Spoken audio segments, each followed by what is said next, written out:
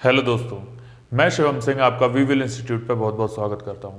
I hope कि आप सभी लोग स्वस्थ होंगे और निरंतर तौर पर पढ़ाई कर रहे होंगे। जैसा कि आप जानते हैं कि हम इंडियन पॉलिटी यानी कि भारतीय राज्य व्यवस्था पढ़ रहे थे और उसमें हमने भाग नंबर 5 संघ शुरू कर दिया था, जिसमें हम पढ़ रहे थे राष्ट्रपति। और राष्ट्रपति जो है हमने पढ़ लिया था आर्टिकल नंबर 60 तक।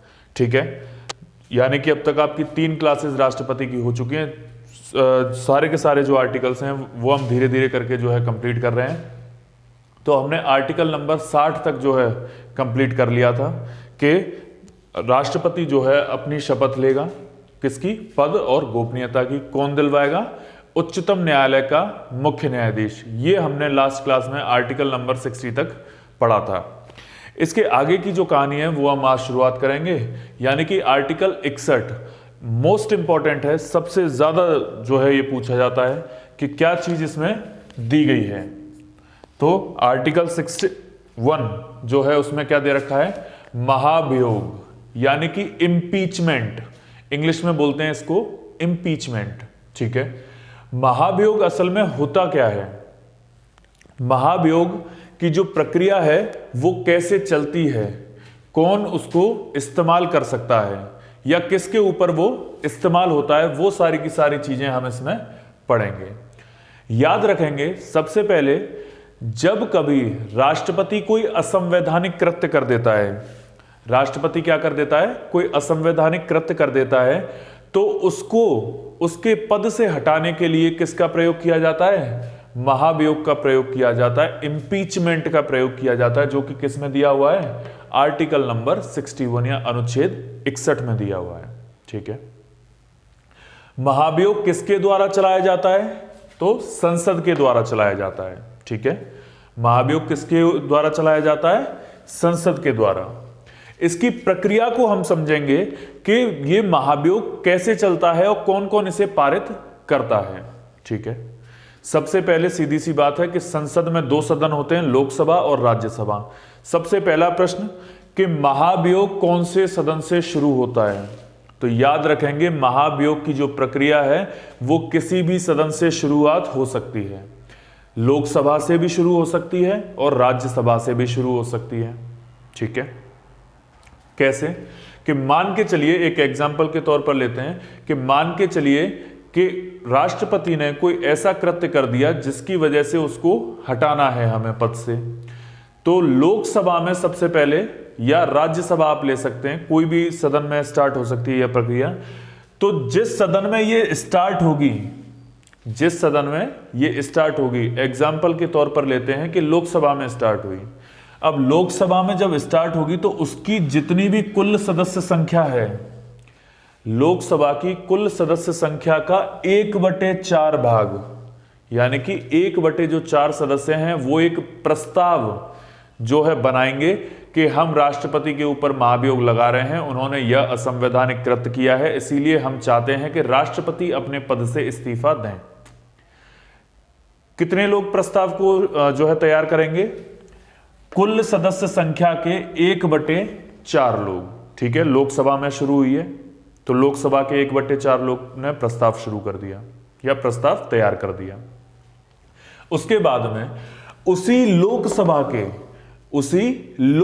के कुल उपस्थित सदस्य संख्या, यानी कि कुल जितने लोकसभा में उस टाइम पर उपस्थित लोग होंगे, उनके 2/3 सदस्य जो है उस पर साइन करेंगे। सबसे पहले उसको साइन करेंगे।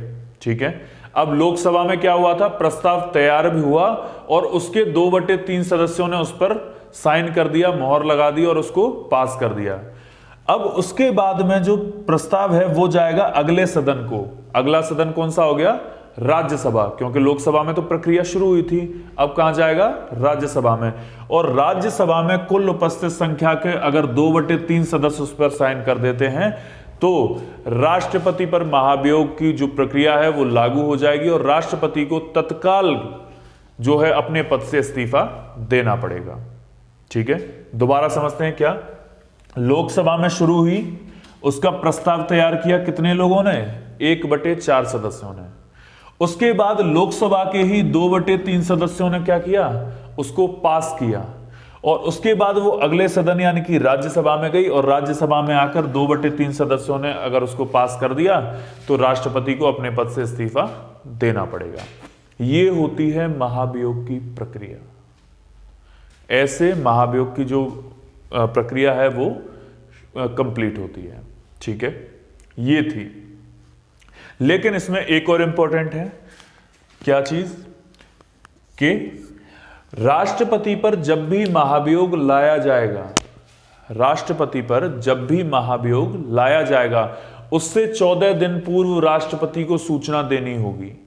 यानी कि राष्ट्रपति पर जब भी आप महाभियोग लेकर आ रहे हैं, जब भी महाभियोग शुरू करेंगे, उससे 14 दिन पहले राष्ट्रपति को सूचना देनी होगी कि हम आपके ऊपर महाभियोग की जो प्रक्रिया है वो लेकर आ रहे हैं, हम आप पर महाभियोग लेकर आ रहे हैं। आप अपनी डिफेंस में जो भी काम करना चाहते हैं, जो भी चीजें करना चाहते हैं वो आप कर सकते हैं, आपके पास 14 दिन का टाइम है। ठीक है, तो प्रश्न पूछा जाता है कि महाभियोग से कितने दिन पहले राष्ट्रपति को सूचित किया जाता है, तो 14 दिन पूर्व। ठीक है, क्लियर है। नेक्स्ट आता है आर्टिकल नंबर 62 यानी कि 62, इंपॉर्टेंट है।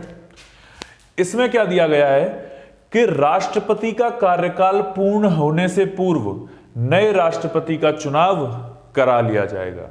ठीक है, यानी कि पुराने तत्काल टाइम पर जो राष्ट्रपति हैं उनका कार्यकाल खत्म होने से 6 महीने पहले ही नए राष्ट्रपति का जो है चुनाव करा लिया जाएगा। क्यों? क्योंकि जब इन राष्ट्रपति का कार्यकाल जो है खत्म होगा, जब ये अपने पद से हटेंगे तो वो पद खाली ना रहे, इसीलिए 6 महीने पहले ही चुनाव करा लिया जाता है कि जैसे ही ये हटेंगे तुरंत इनको बिठा दिया जाएगा। ठीक है, तो कितने महीने पहले हो जाता है? 6 महीने पूर्व ही नए राष्ट्रपति का चुनाव हो जाता है। और ये चीज किसमें दी हुई है? आर्टिकल नंबर 62 यानी कि 62 में।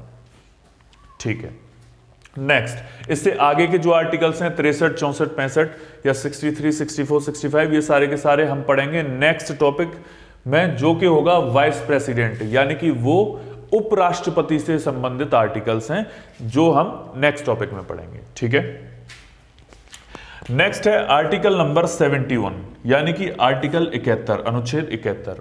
इसमें क्या दिया हुआ है? चुनाव संबंधी विवाद उच्चतम न्यायालय देखेगा। यानी कि राष्ट्रपति से संबंधित जितने भी चुनाव संबंधी विवाद होंगे, ठीक है, राष्ट्रपति से संबंधित जितने भी चुनाव संबंधी विवाद होंगे वो सारे के सारे कौन देखेगा? उच्चतम न्यायालय यानी कि सुप्रीम कोर्ट देखेगा। कौन देखेगा? उच्चतम यानी कि सुप्रीम कोर्ट देखेगा। सुप्रीम कोर्ट से नीचे जितने भी कोर्ट आते हैं उनकी कोई अथॉरिटी नहीं है कि वो राष्ट्रपति के चुनाव संबंधी जितने भी विवाद हैं उनको देखे। केवल और केवल किसको अथॉरिटी है? उच्चतम न्यायालय को, यानी कि सुप्रीम कोर्ट को। और किस आर्टिकल के तहत? आर्टिकल 71 के तहत। ठीक है, इससे संबंधित एक संशोधन भी हुआ था, वो जो है हम पढ़ेंगे किसमें? जब हम संवैधानिक संशोधन जो टॉपिक कराएंगे वहां पर मैं आपको सारे के सारे संशोधन जो है लिखाऊंगा कि किस किस संविधान संशोधन में क्या क्या चीजें जोड़ी गई हैं, क्या क्या चीजें हटाई गई थी। ठीक है, नेक्स्ट, अनुच्छेद 72 यानी कि आर्टिकल 72। इसमें क्या दे रखा है? राष्ट्रपति की क्षमादान शक्तियां। ठीक है, राष्ट्रपति की क्या दे रखी हैं? क्षमादान शक्तियां। भाई राष्ट्रपति सीधी सी बात है कि पूरे के पूरे देश का हेड होता है, ठीक है, अध्यक्ष होता है, तो उसको कुछ स्पेशल पावर्स तो दी जानी चाहिए। तो उसको स्पेशल पावर्स के तौर पर क्या दी गई हैं? कुछ क्षमादान शक्तियां दी गई हैं कि वो किसी व्यक्ति को क्षमा दे सकता है, किसी व्यक्ति को माफ कर सकता है। तो ये कितने प्रकार की क्षमादान शक्तियां होती हैं? इधर आ जाइए। ये हैं वो क्षमादान शक्तियां जो कि राष्ट्रपति किसी व्यक्ति को दे सकता है। पहली, प्रविलंब। प्रविलंब का मतलब होता है बच्चे कि किसी की सजा को अस्थायी तौर पर निलंबित करना। ठीक है, किसी की सजा को अस्थायी तौर पर निलंबित करना, इसका मतलब होता है प्रविलंब। यानी कि उसको सजा तो दी जाएगी लेकिन अस्थायी तौर पर, यानी कि अभी के लिए उसकी सजा को रोक दिया जाएगा। हो सकता है, मान के चलो किसी को फांसी की सजा हुई, ठीक है, और उसके माँ बाप ने गुहार लगाई कहां पर? राष्ट्रपति के यहां पर, के ये जो सजा है उसको अस्थायी तौर पर रोक दिया जाए। हम कुछ सबूत हैं या कुछ चीजें हैं जो हम और पेश करना चाहते हैं, हम कुछ सफाई में पेश करना चाहते हैं सुप्रीम कोर्ट में, जिससे कि क्या हो सकता है, हमारे बच्चे की जान जो है बच सकती है। तो क्या हुआ कि सजा तो उसको होगी बाद में, लेकिन फिलहाल अस्थायी तौर पर रोक दी जाएगी। या फिर मान के चलो कि हमारे संविधान में ये चीज लिखी हुई है, या फिर जो दंड संहिता है उसमें ये चीज लिखी हुई है कि किसी व्यक्ति को जब भी फांसी दी जाएगी, जब भी मृत्यु दंड दिया जाएगा, तो वो व्यक्ति एकदम स्वस्थ होना चाहिए। यानी कि उस व्यक्ति को अगर बुखार भी है तो भी उस व्यक्ति को फांसी नहीं दी जा सकती।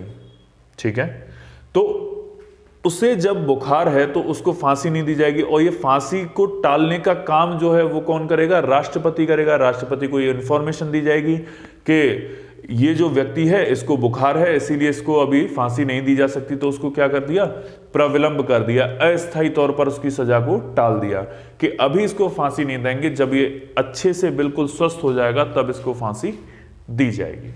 ठीक है, ये होता है बच्चे प्रविलंब। नेक्स्ट है परिहार, इंपॉर्टेंट है। परिहार में क्या होता है कि मान के चलिए किसी व्यक्ति को 5 साल की सजा हुई और उसको जो 5 साल की सजा हुई वो कठोर कारावास हुआ। यानी कि कठोर कारावास में क्या होता है कि आपको 5 साल की सजा तो हुई है, साथ में आपको काम भी करना पड़ेगा। ठीक है, यानी कि आपको काम भी करना पड़ेगा जेल में, तो वो उसको क्या बोलते हैं, कठोर कारावास बोलते हैं। ठीक है, तो ऐसी सजा में परिहार का मतलब क्या होता है कि किसी व्यक्ति की जो सजा हुई है उसको कम कर देना, लेकिन दंड की प्रकृति वही रखना। ठीक है, यानी कि 5 साल की अगर किसी को सजा हुई है तो उस सजा को कम कर देगा, 5 साल की जगह 3 साल कर देगा, लेकिन दंड का जो नेचर है, पनिशमेंट का जो नेचर है, दंड की जो प्रकृति है वो वही रहेगी कि कठोर ही रहेगी। आपको जेल में काम करना पड़ेगा।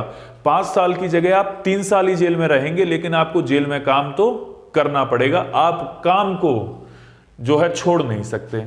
ठीक है, ये होता है परिहार, यानी कि दंड की प्रकृति बदले बिना सजा को कम कर देना, क्या है, परिहार।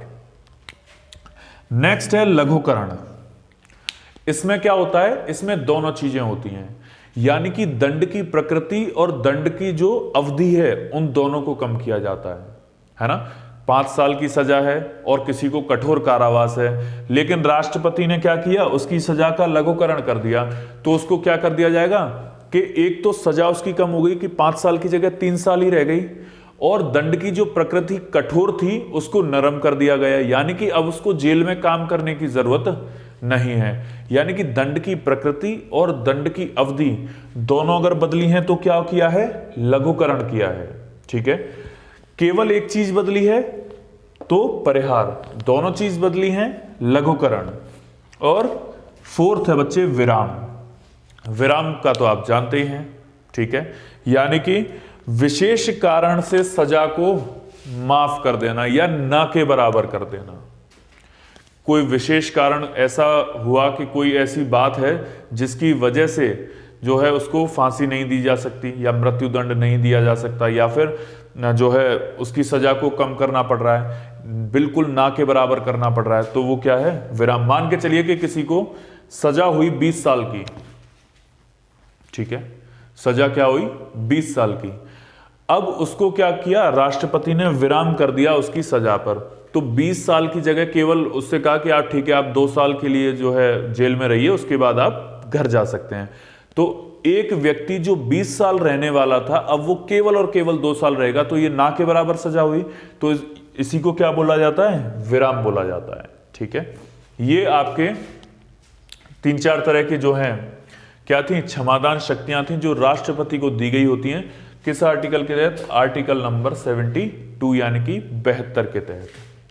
उसके बाद नेक्स्ट चलते हैं, आर्टिकल 74 यानी कि अनुच्छेद 74, राष्ट्रपति की सहायता के लिए एक मंत्रिपरिषद होगी।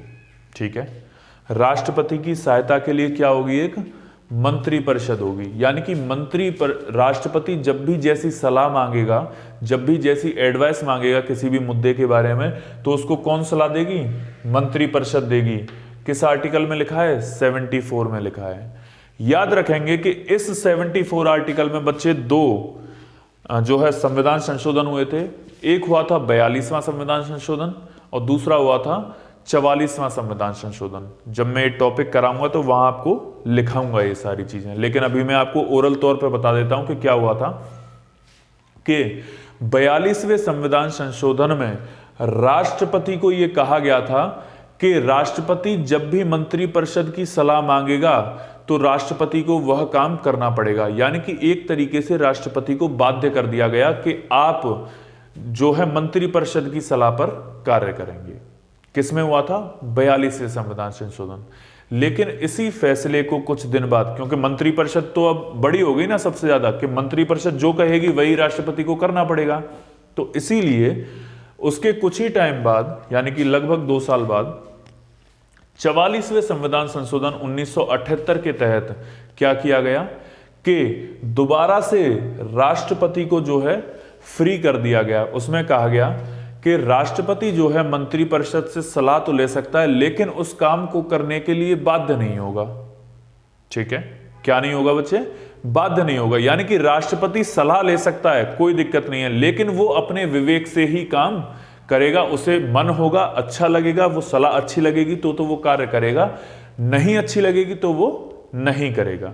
तो ये 2 संविधान संशोधन जो है 42वां और 44वां आर्टिकल नंबर 74 में, यानी कि 74 में हुए थे, जो मैं आगे आपको लिखा दूंगा। ठीक है, क्योंकि कई सारे अभी तक जो है संविधान संशोधन हो चुके हैं, 103 104 तक पहुंच चुके हैं। ठीक है, तो वो सारे के सारे एक पूरा टॉपिक है संविधान संशोधन, वो मैं आपको सारी की सारी लिस्ट जो है बनवाऊंगा और उनमें क्या क्या काम हुए थे वो सारी चीजें मैं आपको करा दूंगा। ठीक है, आई होप कि आपको इतना जो है समझ में आ गया होगा। आपने स्क्रीनशॉट ले लिया होगा, अगर नहीं लिया है तो अब ले लीजिए। ठीक है, या और नोट्स जरूर बनाते चलें इसके साथ साथ। तो आज की कहानी हम यहीं पर रोकेंगे। आज की जो है इतना ही काफ़ी है आज के लिए। छोटी छोटी वीडियोस में हम सारी की सारी पॉलिटी जो है ख़त्म कर रहे हैं धीरे धीरे, और बहुत जल्दी आपकी पॉलिटी जो है एक अच्छे लेवल पे ख़त्म हो जाएगी। ठीक है, आज के लिए इतना ही। वीडियो देखने के लिए आपका बहुत बहुत धन्यवाद। वीडियो को लाइक करें, शेयर करें और चैनल को प्लीज़ सब्सक्राइब जरूर करें। गुड नाइट, शुभ रात्रि, शबा खैर।